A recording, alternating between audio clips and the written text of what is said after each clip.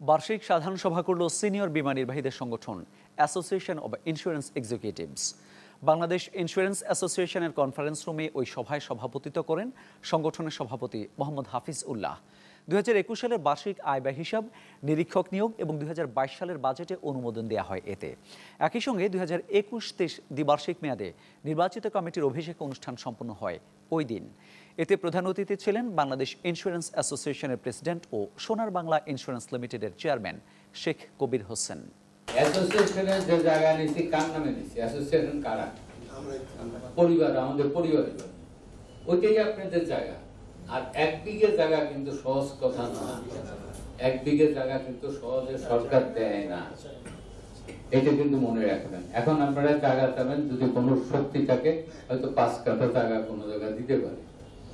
তার যে ডেভেলপ করে সেখানে করা অনেক কষ্ট।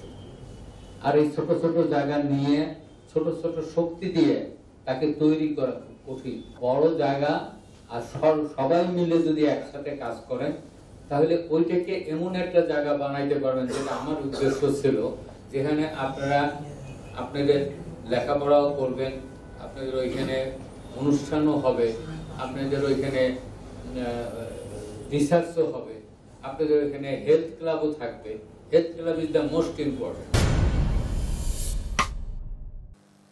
দর্শক, এই ছিল আজকের ফার্স্ট সিকিউরিটি ইসলাম ব্যাংক লিমিটেড বিজনেস টাইমসে। দেখা হবে আগামী সপ্তাহে ব্যবসা বাণিজ্যের নতুন খোঁজ খবর নিয়ে। ততক্ষণ ভালো থাকুন, সুস্থ থাকুন আর চ্যানেল 24-এর সঙ্গেই থাকুন।